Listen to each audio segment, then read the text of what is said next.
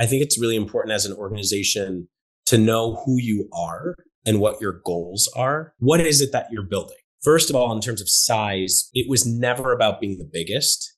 It was always about aspiring to be the best. We were very focused on growing first in dense, urban, walking markets. We wanted to be in places that we felt the brand would really resonate. And so we went from West Hollywood to New York City to London and grew this sort of cult following in places I think that are necessary when you're building premium product and premium brand.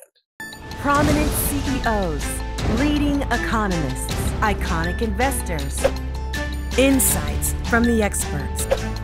The Walker Webcast with Willy Walker. See who's next. Thank you for joining us again for another Walker Webcast. It's my real pleasure to have my friend, fellow CEO, fellow fitness junkie, fellow engaged father, and leader, Joey Gonzalez, joining me today. Joey is the global CEO of Barry's Bootcamp. I'm going to do a quick bio here, Joey, and then I want to dive into our conversation. As you and I were just coming on the screen, I was thanking you for waking up early in California to do this. And you told me that you'd already gone to the gym. You'd probably already done about 5 meetings. It doesn't surprise me whatsoever. And we'll dive into that in depth. If you Google Joey, you are met with images of Joey's exceedingly fit body, his beautiful family, and multiple social media sites to learn more about Joey and Barry's Bootcamp. But if you go to Barry's Bootcamp website, the only thing you can find on Joey is his profile as an instructor.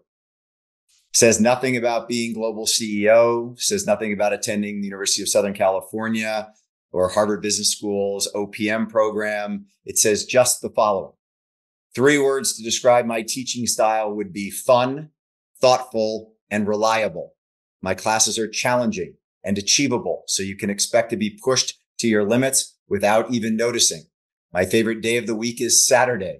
Full body, upper body focus, and my playlist genre of choice is anything you can sing along to. On a personal note, I can't live without socializing, connecting with our community. My guilty pleasure is coconut water and tequila. My friends would say I'm a good time guy who is loyal, fun, and trustworthy. Chicken nachos. I don't know how I forgot those. Joey, I've done 200 of these. That's the best bio I've read. I've had plenty of really impressive bios. That's the best real bio I've read. I think it's fitting, Joey, to kind of have that as your bio for this, given that you started at Barry's as an instructor. So let's wind back, if you will, of when you started as an instructor. You'd been in Southern California, you were a child actor, went to USC to study acting, an aspiring actor, and somehow or another you found yourself at a Barry's, ended up doing 2-a-days at Barry's, and the next thing you know, you're being an instructor. Take us back to 2005 when you actually found this company and what was going on in your mind when you joined it and said, I want to be an instructor here. Well, thank you so much for having me. It's great to see you and to be here. And I love the opening. I have not heard that bio in a while.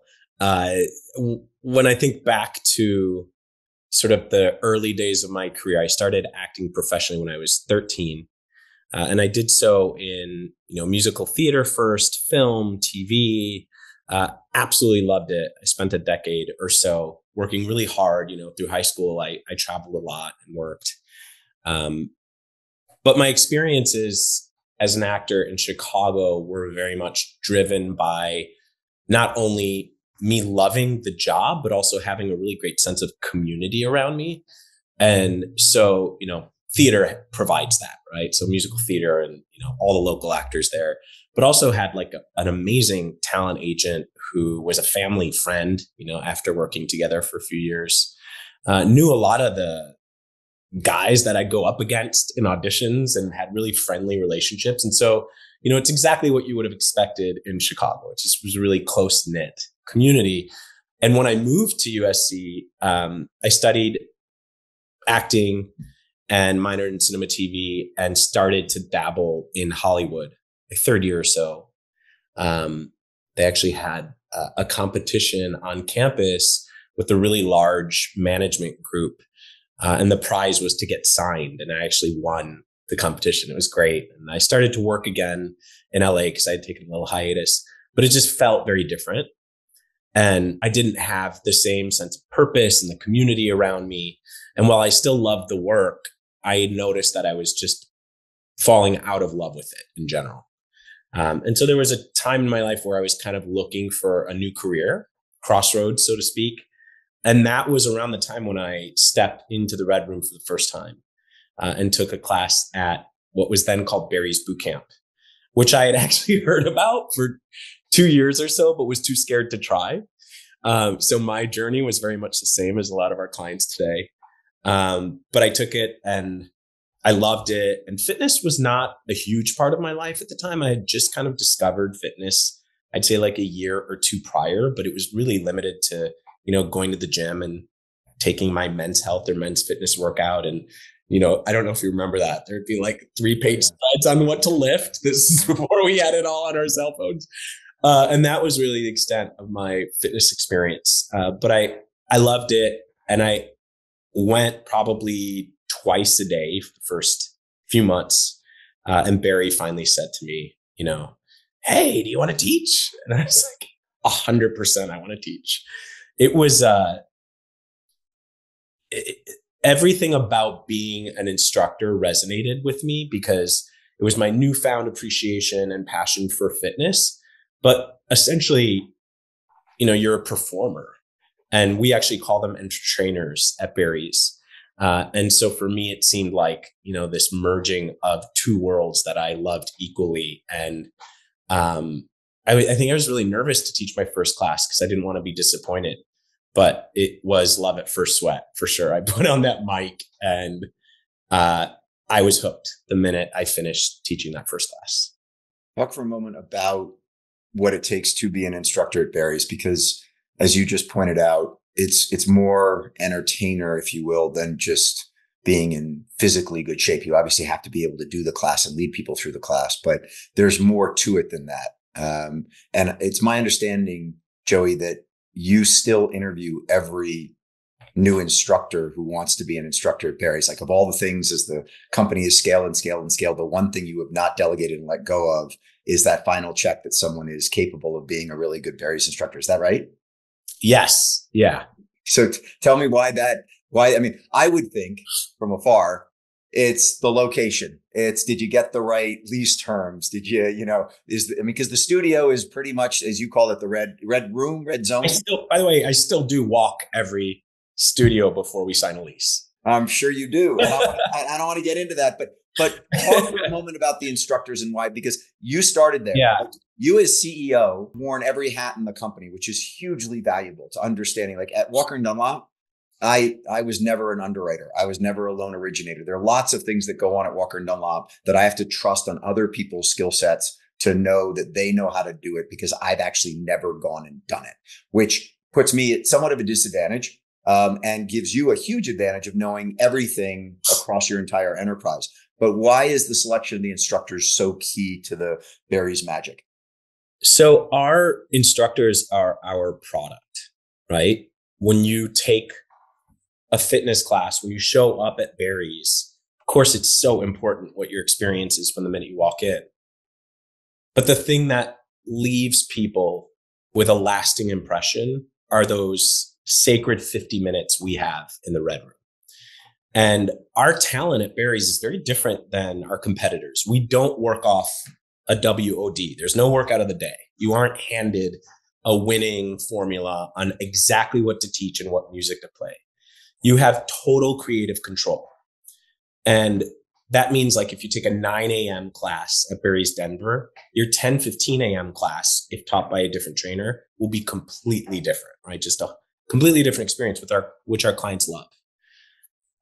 That puts a lot of pressure on us to make sure that we are selecting and training the best candidates. And I would actually say that that's Barry's core competency and the reason why we've been able to survive in a highly competitive landscape for a quarter of a century, right? Because, people have asked for decades, is this a fad? Right. And, Barry's only gets stronger and bigger and grows. And it's because of our ability to hire and train fitness superstars. Now, having said that, when we look for trainers, we use 4 words: charismatic, smart, caring, and fun. And it's literally like a checklist for us as we interview people, whether or not we see those values demonstrated. And so there's no fit. The fit is not one of the characteristics. I mean, it is not. I guess that's an assumption, but yeah, no, fit is not one of the characteristics. Yeah. I think for me, I'm not interviewing, first of all, my in-person interviews are only limited to founding markets. So, and we only open about, 8 to 12 studios a year at the most. Yeah, you got 15 right now. I think that you're trying to open up in 24. So, exactly. And so it's really important for us to start the right way. It's really important for us to have the right founding team. And I only fly in when we usually aim to hire around 8 to 10 founding trainers. I only fly in when it's been, narrowed down to the final dozen, let's say. So I'm kind of like a final vote, a yay or a nay. And I think it is meaningful. One of the things about Barry's that makes it different is, you mentioned I was an instructor, but I still am an instructor. Right. And the organization has been led by an instructor since its inception. And that's meaningful to talent. It means a lot, I think, to, an instructor who's thinking about working someplace and feels important enough that the CEO flies in to visit with them and spend time and get to know them. And so having an instructor-centric culture has always been important for me to preserve. Start a legacy. Start turning dreams into realities. A better world begins with you. Better communities start with us. When you talk about your instructors and how important they are, it makes me think to a number of years ago, I was in Sun Valley. Our mutual friend, Jeff Jager, was with me. I had a whole bunch of clients in to ski, and I invariably get a bunch of really good instructors and bring in former US ski team people and what have you. And, my guests are, I guess, relatively impressed that they're skiing with someone who's on the US ski team, but not terribly so. And we're in line, and I know Matt Wilpers, who is a Peloton instructor. And I said to some guys, I'm going to meet Matt Wilpers on the top of the mountain. And you would have thought I was saying to, a bunch of teenage girls that I was going to be meeting Taylor Swift on the top of the mountain, because all these guys were like, oh, I want to meet Matt. I want to meet Matt. And let's go. And I was just like, wow, that's kind of odd and interesting. I'm curious as it relates to when Peloton, and I'm jumping way ahead in what I wanted to talk about, Joey, but this topic on instructors, I think is important. When, Peloton had a $60 billion market cap in the midst of the pandemic, and talent was being pulled to that online platform. A couple things. A, as it relates to your talent and maintaining your talent, how'd you do that? But then I think the other thing I'd be curious about is, as it appeared that online was going to take over the world, and Peloton with a $60 billion market cap, what were your thoughts as it relates to the future of Barry's and people coming back into a live in-person studio? Did you always have conviction that we'd get back to where we are today? Or were there moments of doubt where you said, man, this paradigm may have completely shifted? Well, there are a lot of questions there. So I'll go back to, I think, the first one, which was around, was there a competitive moment for talent when digital started to emerge? I would say during the pandemic, yes. It's few and far between. We made a decision at the beginning of COVID, and they Harvard Business School did a case study on sort of Barry's through the pandemic, and the decisions that ultimately, leaves the reader in should they invest or should they divest? And we decided to invest and invest big. And one of the areas where I really focused on was keeping all of my instructors employed and paid despite their inability to be teaching classes in the studio. And this was as a result of obviously the instructor-centric culture that we lead with, but also B, this is our product and this is our connection. At Barry's, we're really in the business of relationships, right? And these people hold relationships with hundreds, in some cases, thousands of our clients. And so felt it was really important to keep them engaged with the brand. And we started to do, Barry's at Home. We eventually launched Barry's X, which was our digital play, where they finally could get back to teaching again. But in doing so, we really retained the majority of our talent. I'd say we lost a handful to some digital platform or another. I don't know necessarily if it was Peloton, but there was a lot at the time. It was very noisy environment. So we probably lost, best guess would be like 3 or 4 instructors who moved to do something digitally, which is very small considering we have, over 200. And then I think the second part of your question, just correct me if I'm wrong, was around my level of confidence as we emerge from COVID. And so I think, one of the things that's great about life and that we can all relate to one another with is like, we only have to go off our own lived experiences, right? Like that's how we see the world. It's the filter through which we see it. And I was sitting at home, begrudgingly working out digitally every day. And I was having fun. It was Barry's X or Barry's at Home and then Barry's X. And I loved being, connected to my community that I missed so much. But it was not a replacement for me. And I was very depressed and could not wait for studios to reopen. And all I could think about is like, I must not be alone. I'm sure there are thousands, hundreds of thousands, millions of people that feel exactly the same way. So that was really like every single interview I did for, I think, 2 years asked that question. Instead of retroactively, the way you're asking it, where you know how it ends, they were asking it in like are you going to be okay way? Do you think boutique fitness is over? Do you think in-person fitness is over? And you can watch every interview I did during the pandemic. There was never a moment where I thought it was over. I just knew we had to wait it out and we just had to see, watch slowly for the different sort of mandates to lift and for life to get back to what it was. I don't know that I necessarily anticipated the ramp to be as aggressive as it was out of COVID. That was a pleasant surprise. I thought it might take a little bit longer. What's the typical demo of a Barry's client? If you look at who's the most predominant client, is it a younger female and a middle-aged male? Is it does it vary studio by studio? So I'll take you through so that it definitely varies. We have some suburban studios where our average, our median age is probably closer to 40, 38 to 40. And then dense urban markets where, they're in the high 20s. So it just depends on the city and the trade area for that matter. But our average age was actually pre-pandemic around 33 and has now gone down to 31 point something. I think that's, I think a lot of older people found habits during COVID, retrofitted their garages, et cetera, and have stuck to them. And B, there is this emerging Gen Z that is actually, and I'm sure you know this, like in search of in-person experiences and really sick of digital. And we've had an ongoing project in our brand department called Customers of Tomorrow, which really targets Generation Z and figures out how to, speak to them, what sort of things from a brand perspective we could be doing differently. But the other interesting fact about Barry's client is our top 20% of our clients are responsible for over 80% of our revenue. And those top 20%, that median age is a little bit higher. That's over 35. And male, female? Our male female to ratio today is around 65% female, which seems high for female, but is actually much lower than most of our competitors.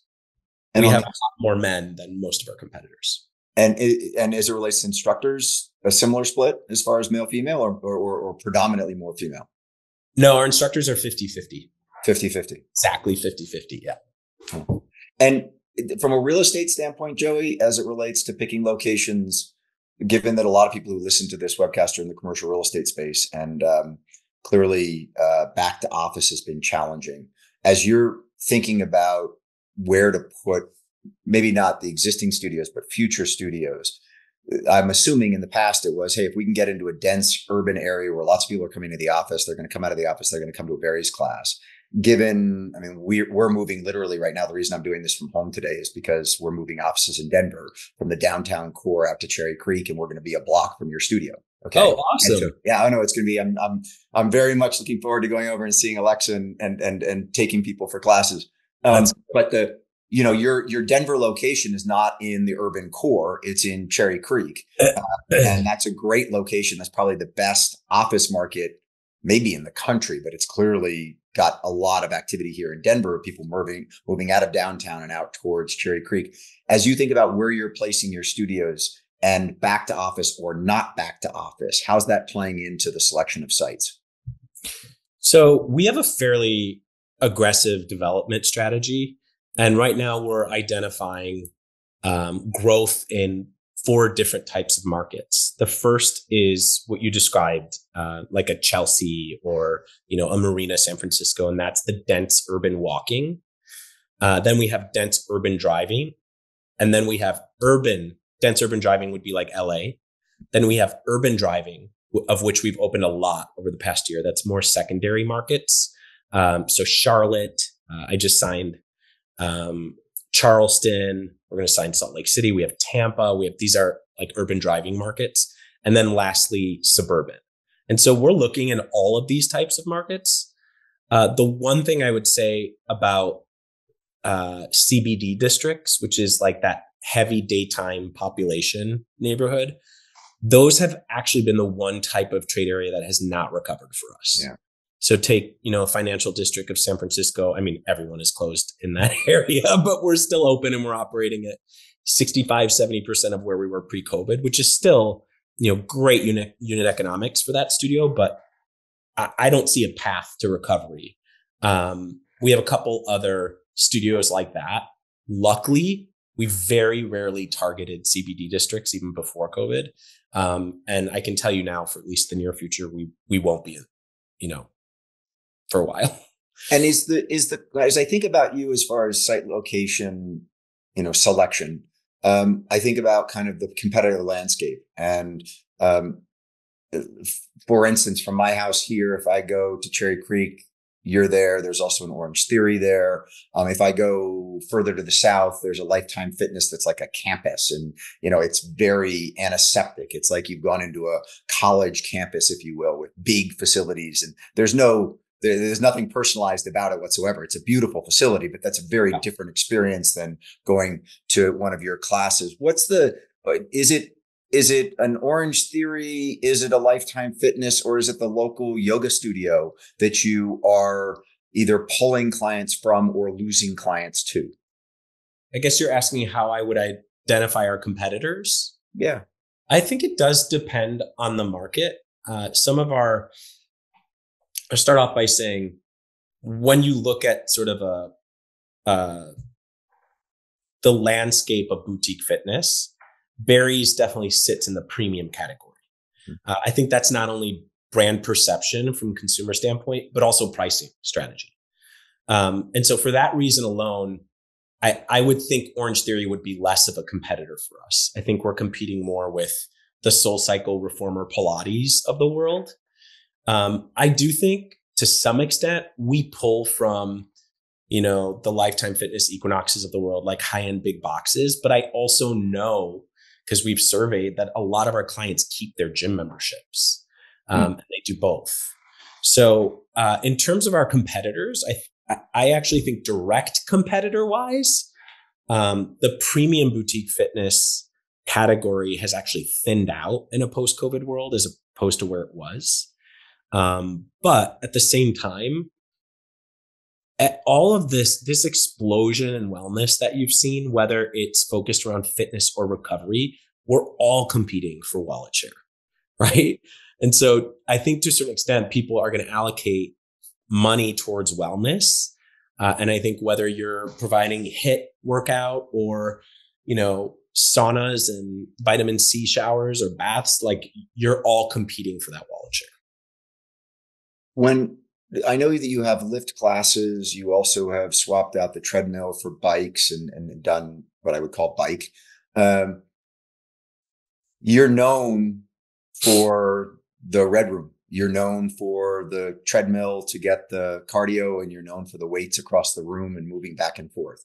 How challenging is it to, if you will, broaden the offering with both understanding that clients may want the broadening of the offering, and yet at the same time, to some degree, diluting the core product that is the brand of Barry's, if you will? So we've always been a mission, vision, values driven organization. And I'll never forget, like the first week of COVID, I asked my team to pull them out and said, take a look at the mission, vision, values. Do you see anything there about treadmills? No. Do you even see anything there about fitness? No. It really is about transforming lives worldwide. And our mission is to, inspire people to be their best and to work hard and to have fun and all of these things that hopefully you feel when you go to a Barry's. But that really kind of set the tone for us to embrace one of our core values, which remains innovation. And we really started to think about, both through like digitally, as well as we launched, 24 outdoor studios around the world, how we can continue to stay connected to our clients. And, how can we possibly, because Barry's for a long time has been intimidating to consumers. The most famous first words for us are, I'm not a runner. And so if you have this sort of mission and vision statement and you want, to broaden your addressable market, like it does make sense to come up with alternatives for your clients or for your future clients rather. So Barry's Lift was something that was actually born, it was probably 2013 was the first studio. And we had extra space in Wainscott in East Hampton. And I noticed that our double floor, so when you take Barry's, you can book a treadmill, you can book a floor spot where you're lifting, right? You're going to do both. Or the third option is to book a double floor, which means you do not do treadmill. And I noticed across the country, double floor was a very highly utilized position. And so I thought, well, why don't we just try a class that's 50 minutes of weightlifting and we'll just eliminate the cardio altogether. And it was very successful, very highly utilized. It actually remains, we have 15 studios, lift studios today, and it remains our top utilized product in market. Capacity is lower than an average red room. So obviously that makes it easier to fill, but still high demand for that product. And then Ride came out of really wanting to offer a low impact solution to people. And I think, a lot of our clients have described it as like a gateway drug. A lot of people that used to be afraid of Barry's will now come with them, their friends, their sisters, their moms, and try Barry's. And it's been great for me because I'm also getting to a point in my life where I like to mix up. Like I love to run, but I'm not, 30 years old any longer. So it's nice for me to be able to have that mix and to stay with the brand. When the pandemic hit, I know you'd never closed a Barry's before. Yeah. And I was just curious why, an Equinox, someone might want to work out at 3:00 in the morning at an Equinox. So an Equinox might want to stay open all night long, but Barry's is all about classes and you're not scheduling classes at 2 a.m. Why had Barry's had a 24/7 policy previously? Would people just come and use it at 1:00 in the morning? I would say our policy was never 24/7. It was more 7. It was 365 days. 365 days a year. Got it. All good. Yeah. Another question was, you've got 14 you're in 14 countries, and then you've got 80 plus studios. What's right when you were talking about the mission to have a global impact? It's when I came to Walker Dunlop and we had one office and 46 employees, I was like, I'd been abroad. I'd lived in Latin America and built out a big company in Latin America. I'd been in Europe and built out a big company in Europe. All my business contacts were outside of the United States, but I looked at the US and said, this is the largest commercial real estate market in the world. I got so much to do here. Why am I going to get on an airplane to London or to Mexico City? Let's just focus on the US. And for the past 20 years, all we've done is grow W&D inside the US. And right now, given how strong the US economy is, that's been a great strategy. There have been other times when globalization seemed to be the future, and CBRE was stealing clients from us in the United States because they had an office in London that our clients wanted to buy an asset in, and you can understand the pressures there. You could easily have 80 studios, 120 studios, 250 studios just in the United States. What's the allure, the attraction, or the need to be a global company? Right. And we will, by the way, we're already at 50, so we'll be at 80 studios within the US, probably within 2 to 3 years. I think it's really important as an organization to know who you are and what your goals are, right? Like, are you building to stay? Are you building to sell? What is it that you're building? And for me, first of all, in terms of size, it was never about being the biggest. It was always about aspiring to be the best. So we wanted top quality, right?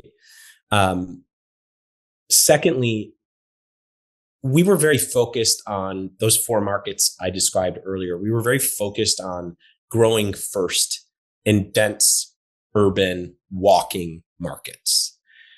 And I'd say from a brand perspective, we wanted to be in places that we felt the brand would really resonate. So I remember going on record many times, maybe 15 years ago, saying things like, Barry's will be in Paris before we're in Kansas City. And that's exactly, how we ended up growing. And so we went from, West Hollywood to New York City to London, and grew this sort of cult following in places I think that are necessary when you're building premium product and premium brand. And is that included pop-ups in places? I mean, I know you have a studio in Southampton, but as I think about that strategy, I think about Aspen in the middle of the winter, whereas in the summertime, many people might not want to go into the Red Room. I think about, the south of France and places that have a lot of activity at certain times of the year. Is there a strategy there to do sort of pop-up studios for a certain period of time and then not have them in the off season? Yeah. And we do that regularly. It's a part of our, brand strategy. In some cases, the leases I've signed in the Hamptons are 10-year leases, right? So those aren't necessarily pop-ups, but they're also not standard studios.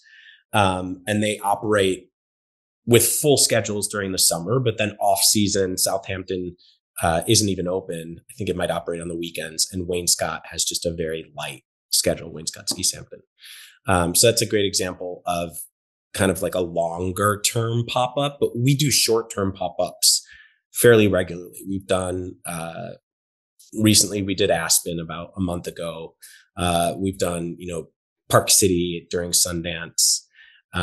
We have done Coachella. We've done a lot of, we're in talks to go to the Cannes Festival.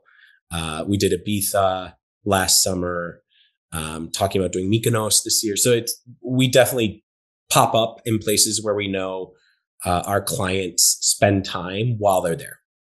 Yeah. And you brought in a private equity investor in 2015.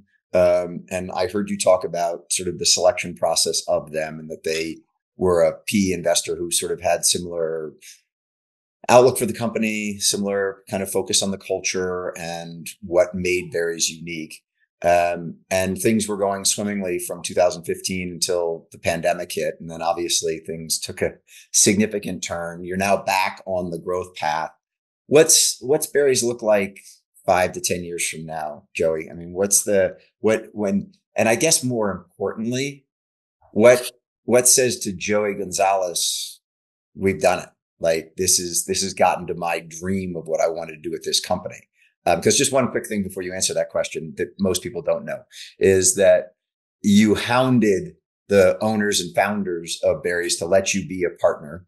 They finally, after you kept coming back saying, I want to invest, they allowed you to invest, but they didn't make it sweat equity. And if there was any company that Not the a penny definition of sweat equity would have played really, really well, it was with berries. But they didn't give you the opportunity to sweat equity. You had to put a second mortgage on your home to, buy in and be a partner in berries, which I think is just amazing and says a lot about your conviction about the brand and the company and in your leadership style. But as you sit there today with hopefully no other pandemics on the horizon and the ability to continue to grow this with a really good PE partner, what's the size, the scale, the vision that you have as it relates to the impact berries is going to have? So we actually hired LEK to do some, analysis for us around what the global potential for berries is. How'd you pick LEK? Sorry, I have a lot of friends who work at LEK. It's not Bean, it's not McKinsey. How'd you pick LEK? You're asking the wrong guy. I have no idea. I am. I might interview each of the instructors, but I don't know how we picked LEK. We've worked with LEK for a long time. I actually think it was an NCP, a North Castle referral, because I think the first time we used them was in like 2019 or so. All right. Sorry, I digress. Oh, that's okay. So we worked with LEK. I believe the number they came up with globally was around 1,500. And that's a combination of the three modalities that we discussed that are in market today. That's berries run lift, that's berries ride lift, and that's berries lift. For me personally, like I said earlier, I didn't really have ambitions to be the biggest. I would like to continue to aspire to be the best. That's my goal, right? And I see the white space opportunities for berries to be taking the run lift product and continuing to infill in a lot of our top markets. Example, we only have one in Denver, right? So we're starting to look for our second location in Denver. We are signing Hoboken and Williamsburg, and we're getting ready to open Santa Monica and Studio City. So we're continuing to infill in existing markets without oversaturating, as well as identifying a lot of secondary and tertiary markets like Tampa, like Portland, like Minneapolis, places, Charlotte, where we've seen success and we know we can replicate the model. So that's the first white space opportunity. And then the second white space opportunity is really continuing with proof of concept on ride lift and then expansion, because I think we've proved lift, works of lift. And there's so much low hanging fruit for those two concepts, right? Because they don't really exist across any of our top markets. We have one lift studio in New York. We have one in LA. We have one in San Francisco. And so we have a real opportunity to scale those other modalities into some of our primary markets, as well as think about, attaching them to our run lift product in some of our, secondary markets and suburban markets. So imagine like a house of three. What about the ancillary products in the sense of apparel? You and John created the fuel bar for your for when and I hadn't known that. That was fun as I was doing some research on this. The two of you had and I don't want to ask a question about that in a minute, but let's just hold on John for a moment. But what about are those other engagements, if you will, selling apparel or selling food and all that? In the hospitality industry, as you well know, Joey, once the room rate got very standardized, it was selling pay-per-view in the rooms and selling the mini bar and all those little things that added up to actually create the margin in the hospitality space. My assumption is today in your business, those are nice to haves, but that's not where the margin. Those are not creating margin for me. Exactly. I would imagine. So really not a whole lot there to do. No, I think, so just to back up and talk about the why behind them. The vision for berries was always to really be a 360 brand, right? And for people to be able to come to us for a variety of needs that exist outside of just, can you help me work out? And can you help me get fit? And when I opened Berries Chelsea, I haven't really talked about like the history of the brand and how much we've evolved and changed and premiumized. But when I opened Berries Chelsea, we didn't even have locker rooms and showers at that point. So Berries Chelsea was a big departure. Locker rooms, showers, fuel bar, which John and I worked long and hard on. Amenities partners. We really stepped up as a brand because a lot of competitors started to enter the space. And, I think what started as an offering just to sort of differentiate us and make us feel 360 actually ended up turning into a real business. And so of our gross revenue, 15% of it we attribute to our ancillary revenue, combination of, the fuel as well as the fashion. So it's not insignificant. It just doesn't have the same margins as the other 85% of our revenue. It's definitely something that we wouldn't deprioritize. In fact, we're in the midst of investing in Fuel Bar. We just reimagined what it looks and feels like. We just launched and are testing a new menu in both Venice and Austin that we plan to scale. So still investing in both of those parts of the business, but they definitely didn't create margin. It was more of a lifestyle play. And what about the personalized fitness world, wearables? I wear a Whoop. Lots of people are wearing Oura rings these days. That whole personalized fitness, everyone, you said it earlier that, there's a big movement here. I just put a cold plunge and a sauna into my house. And there are all sorts of things that people are changing the way that they take care of themselves and investing in personal fitness, specifically as it relates to wearables and data. How do you think about that, and how a Barry's workout, a Barry's member either engages on the data front, or, that's for others to deal with, and we just kind of give the place for them to come and get their heart rate up? So, first of all, big fan of Whoop. We actually recently partnered with them. They were our official partner for Find Your Strength Challenge. They did some dev work. I'm an investor in Whoop, Joey. So I'm really pleased that you just said that. Nice shout out. Keep going.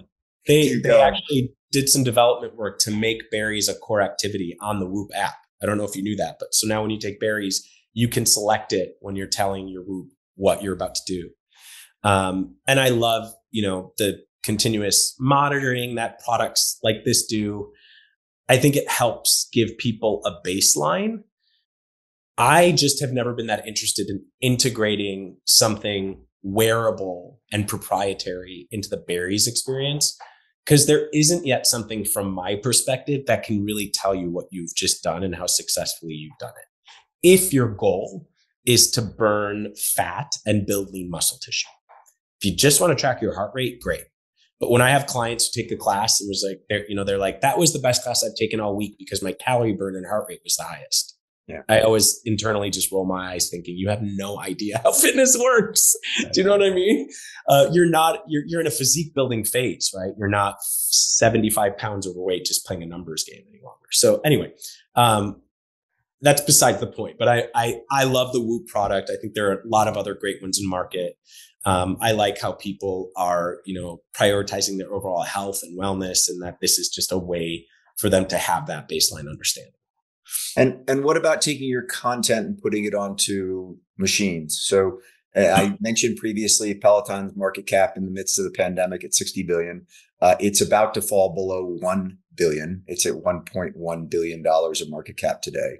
And clearly it has gone from everyone thinking that it was this great content provider and that it was going to be a media company to actually people saying they got great bikes and they're worth $1 billion because the bikes are good and people buy them.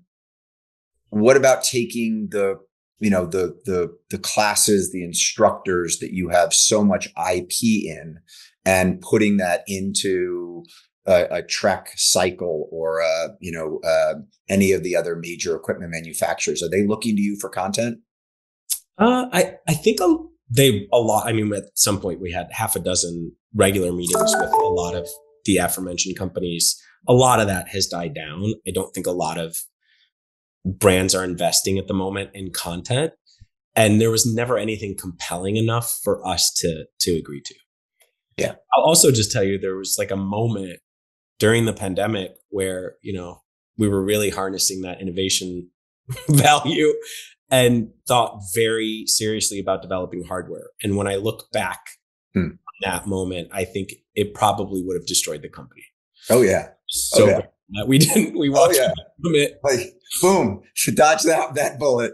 Yeah. No, but it's so interesting because I think a lot of these things that, it's easy to look back on history and say, okay, well, that happened and that happened. I interviewed the Goldman Sachs chief macro strategist yesterday on the webcast, and he looks at history and talks about these cycles. And I said to him, it's easy to look back at history and say from 1980 to 2023, we had interest rates going down to the point where they got to zero and actually negative interest rates. And now we are in a wholly new environment. But it's easy to look at a 35 to 40 year history and say that all in hindsight looks easy. But it's when you're sitting there in 2001 and the World Trade Center comes down and the dot-com blow up is happening, to have conviction that you stay in the markets and that you keep moving. And I asked him, how do you see all of that? And speaking to you as an owner operator of business who has to make business decisions every single day, you look back on those things and you say, boy, was I ever lucky not to have done that? And I've got plenty of those myself. And sometimes it's just pure luck. And sometimes it's you were really trying to do something. I mean, I remember there are a couple of companies that I really wanted to buy. And we ended up, for whatever reason, the seller didn't, they asked for too much money. The markets turned on us. Somebody said to me, that wouldn't be a good play. But whatever the case might be, I had conviction on it, could have done it, didn't do it. And then in hindsight, it's like, thank goodness I didn't do it. It's just like one of those great things. It really is. And it's hard to know, like you said, you never know what's going to happen. And, you fill your mind with all of these sort of academic situations, like, you read business case study on Netflix versus Blockbuster, right? And you're like, I have to do hardware. I have to get into this game. If I don't, I'm going to be left behind. And turns out like it would have been exactly the opposite, So you just gotta, I think to some extent, there's a lot you can intellectualize, and then a lot of it just has to be your heart and your gut, and what, like I said earlier, my lived experiences were telling me I wanted to get the hell back into those studios and that I should really be focused on that, experience. Switch to personal before we wind this down. I mentioned your husband, John, and I'm just curious, what's it like being in a household with co-CEOs? Most people's thoughts are, there are plenty of couples out there that have big jobs each, and they got to deal with back and forth on who's taking care of the kids. The two of you are both CEOs of your companies. You have two wonderful kids. How's the division of duties work there with both of you having extremely big careers as well as two wonderful kids to take care of? So, it's all about organizing and planning your life. John owns restaurants in Southern California, and we live in Miami. And so he has to spend usually like at least 1 week out of the month in Southern California. I also travel often, right? I'm in LA doing meetings all week. This week, next week, I'm in New York. The following week, John's in LA. So it's just about, for me, one of the big priorities was like, I don't want our kids to be left without one of us. And so let's make a commitment to do our best to always organize. I'm just giving you like one detail of what it's like to be in a household where you have two people with that kind of working life. And that's worked out really well for us. And we're both always, very respectful, going through sort of like working through priorities for each of us in our career and figuring out like there are some important dates or things that I need to miss and vice versa.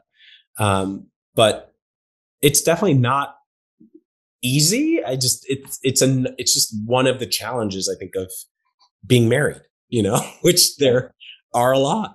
And it's always, what you'll never not have are challenges. It's, for me, all about how you overcome them, how you approach them, and how you communicate. I'd say like being CEOs, what's great about it is just having that sort of leadership piece. We parent, our styles are very similar in terms of how we parent. So that's been great because there's almost always complete alignment in the way that we approach discipline, fun, expectations, scheduling, all of it. And South Florida versus Southern California? I spent the majority of my life here in Southern California, and I have absolutely loved every single day I have spent in Miami since 20. My dad's from Cuba, so it's nice. I have a lot of family there. Both my parents live there. It feels we had a really warm welcome we created the most special friendships at our kids' school, which didn't exist for us here in LA. It feels much more multicultural. I can't tell you how many languages are spoken in my kids' classroom. I love being there. And I don't miss being here at all. I miss New York City a little bit, but I don't miss Southern California. And your offices in Miami they're in the design district, aren't they? We're actually in Wynwood. Okay. Yeah. And you've got a studio right across from the corporate offices? There's the closest studio is in Midtown. So it's probably like 3 to 5 minute drive. It's very close. Yeah. It's super cool. I love what you've done with it. It's just, it's so fun to see you growing it. And if you end up having 1,500 studios, that's a multi-billion dollar enterprise that you will have built, which would be really, really cool and engaging. Final thing I was curious about was how long is the average Barry's client a client for? Because if 31 65% female, my assumption would be that many of them are, loyal Barry's clients, and then they might get married, they might start having kids, and the day-to-day of taking care of kids and young kids and all that make it so getting to the Barry's studio isn't that easy anymore. And that's when you kind of lose them in the 35 to 37-year-old period, hopefully getting them to come back when they've got a little bit more time on their hands. That's a very stereotypical comment on my part as it relates to it, but having a lot of young 30-ish-year-old females at Walker Dunlop, we see that happen as it relates to where we lose people who are on a professional career at W&D and they say, hey, I want to spend more time with my kids. I'm not going to stay on this path. Am I correct in thinking about that? And what's the average tenure of a Barry's client? We actually don't have that stat. You don't? Huh, no. That's interesting. No, we track our cohorts. So like the top 20 I talked about earlier, over the past 5 years, we have like a graph that we use in our board book that tracks how many of them are staying, and our ability to retain our top 20% is really impressive. But that's really just across since I think 2019, we've been doing that.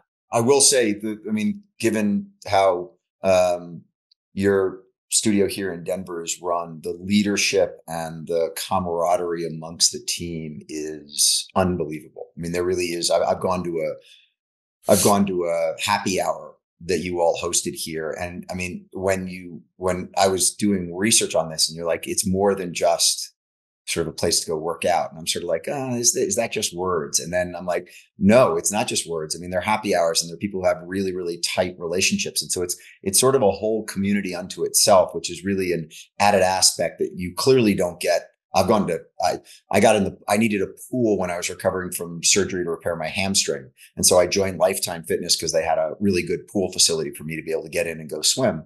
And, it's enormous. I didn't meet a single person. I didn't even know the person who checked me in. And the difference between that and going to Barry's is night and day. And I do think that there's something there that makes it so then you get that stickiness of your client base of those relationships that get created when they're at Barry's.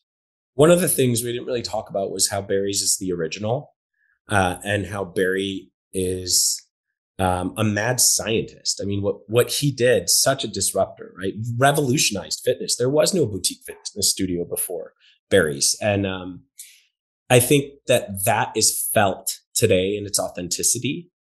And a lot of the keywords we use to describe Barry's: community, party-like environment. Like, we've been using those words for 25 years, but all of the competitors that have come along trying to do HIIT in the same way we do it or in a similar way, they recycle those words and use them, but I don't always think it's authentic.